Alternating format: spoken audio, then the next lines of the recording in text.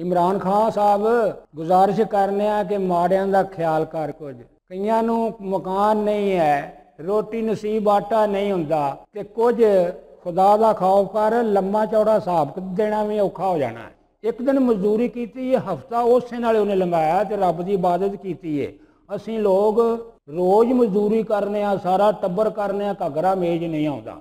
सुनना लियो भी अस्सलामुअलैकुम इब्ने जोजी रहमतुल्लाह होए ने ते गौस पाक दे शागिर्द सन। उन्होंने घर एक दिन मजदूर की लोड़ पै गई। चले गए बाजार, कोई 2.5 मन का मजदूर, कोई 3 मन का, कोई माड़ा कोई तगड़ा। एक मजदूर चेहरा वह नूरानी ते पिछा के खलोते ने। इब्ने जोजी चले गए, ऐ बंदे खुदा दे मजदूरी करेंगा?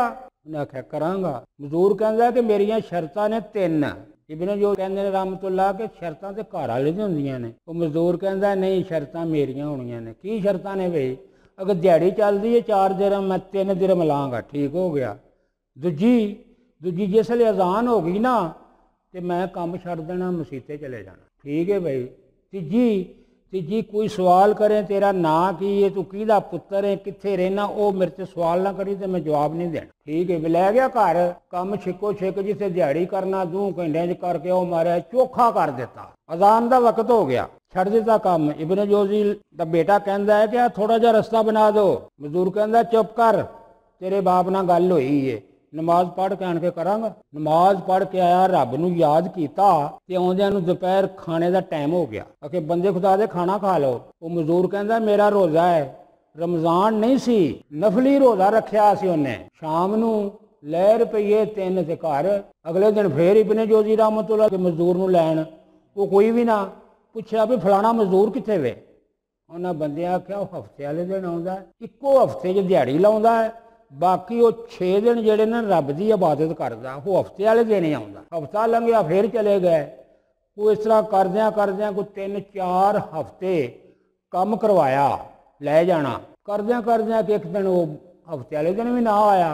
पुछया भी मजदूर तू, मैंने दसिया कि वो बीमार हुण काम ते नहीं आ रहा। पुछया कित्थे रहिंदे ने? दसिया भी बगदाद शरीफ का कब्रस्तान वस्ती तो उत्थे कुल्ली च रहिंदे ने। चले गए मगर वेख्या ते जाके कुल्ली दे कोल जिसले पहुंचे ना, मजदूर कहता इब्ने जोजी आ जाओ, तुसीं आ गए। माड़े की माड़ा ही खबर लेंदा। हैरान हो गए, अंदर लंघ गए कि इनू मेरे नाम का किवें पता? इब्ने जोजी रहमतुल्लाह बह गए तो वेख्या तो सख्त बुखार है।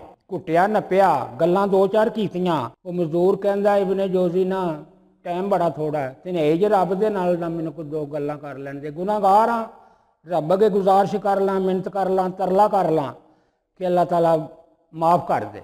आ वेख्या कि जेब च हत्थ मारिया ते 3 दिरहम निकले। लै इब्ने जोजी रात नूं अज मैं फौत हो जाना ते रुपये 3 नहीं ते सुबह आन के मेरा गोर जनाजा करना है। दूजी जेब च हत्थ मारिया तो हीरे वाली अंगूठी निकली, ऐ भी ले ला। ते बादशाह असर के टाइम इथों गुजरदा ही तो उन्होंने आवाज़ दई ते खलोना कौनी। उन्होंने आखी जिमें बादशाह तेरी अमानत है मेरे पास, खलो जाएगा, मुंदरी कढ़ के दई ते ले लेगा।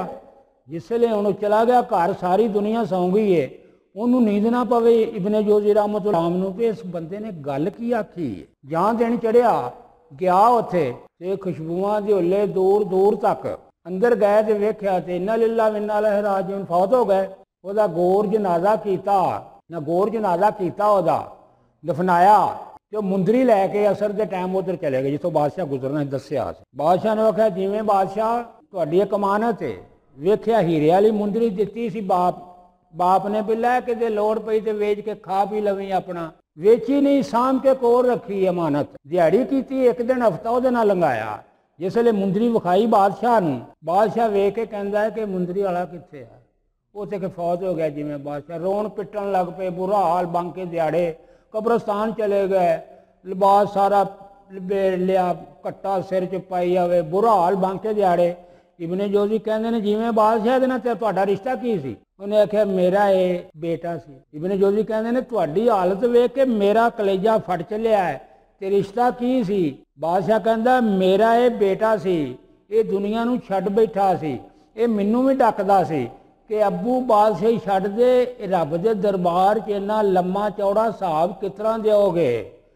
बादशाह को बाप ने आखना मैं छड़ती कोई जालम बादशाह आ जाएगा, ये दुनिया नू बेटा मेरा छड़ बैठा सी, एक दिन मजदूरी की है, हफ्ता उस नाल उन्हें लंघाया तो रब की इबादत की है।